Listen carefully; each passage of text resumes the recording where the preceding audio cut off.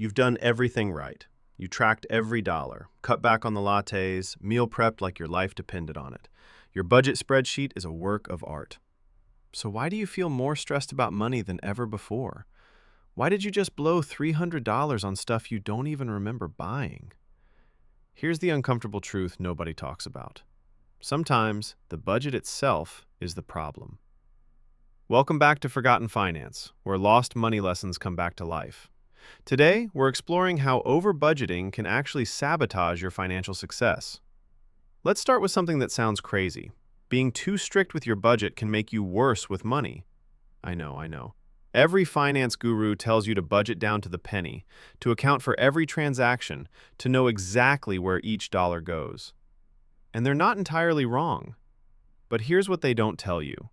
Budgets are like diets. Go too extreme, and you're setting yourself up for a spectacular crash. This phenomenon even has a name in psychology: ego depletion. Every time you say no to yourself, every time you suppress an impulse, you're using up a finite amount of willpower. Your brain treats all self-control as one big gas tank. Resisting that coffee in the morning pulls from the same tank you need to avoid the online shopping binge at night. Eventually, you run empty. And when you do, the spending floodgates open. Think about the last time you tried a really restrictive diet. Maybe you lasted a week, maybe even a month. But eventually, you found yourself elbow deep in a pizza box at midnight, wondering what happened to your discipline. Money works the same way. When your budget is suffocatingly tight, when there's no room for spontaneity or joy, you're not building financial discipline, you're building resentment. This creates what I call the restriction-rebellion cycle. You budget so tightly that you feel deprived. That deprivation builds psychological pressure. Then one day, something triggers you. Maybe you had a bad day at work. Maybe you saw something you really wanted. Whatever it is, the dam breaks. And suddenly you're making purchases that completely contradict your financial goals, often spending far more than if you'd just built flexibility into your budget from the start. Here's another way over-budgeting backfires. It can paralyze you. I've seen people spend hours tracking expenses, tweaking categories, optimizing their budget down to the last cent. They've got 17 different spending categories and 3 apps syncing their transactions. Their budget is so complex that maintaining it becomes a part-time job. The irony? All that time spent perfecting the budget is time not spent actually improving their financial situation. They're not learning new skills to increase their income. They're not researching better investment strategies. They're not building the side business they've been dreaming about. They're stuck in the weeds, micromanaging dollars while missing the forest for the trees. If you share finances with a partner, over-budgeting can poison your relationship. When one person becomes the budget enforcer, constantly monitoring and questioning every purchase, it creates a parent-child dynamic. Nobody wants to feel like they need permission to buy a sandwich.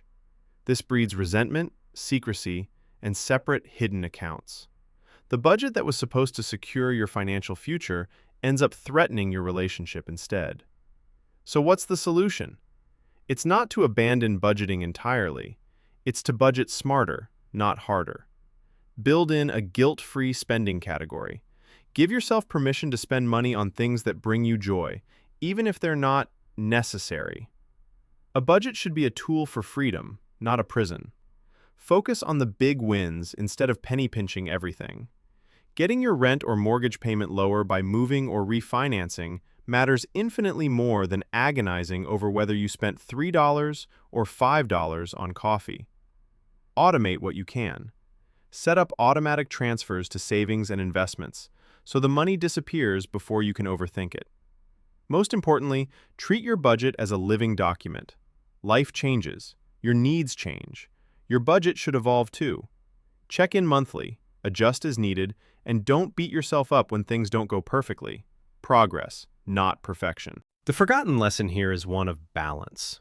Our grandparents understood something we've lost in our spreadsheet obsession. Money is meant to be managed, yes, but also enjoyed. A budget that makes you miserable will never work long-term, no matter how mathematically perfect it looks on paper. The best budget is the one you can actually stick to, the one that moves you toward your goals while still letting you live your life. If this resonated with you, Hit that like button and subscribe for more forgotten finance wisdom. What's your experience with budgeting? Too strict, too loose, or just right? Let me know in the comments below. Until next time, remember, the goal isn't to account for every penny. The goal is to build a life you don't need to escape from.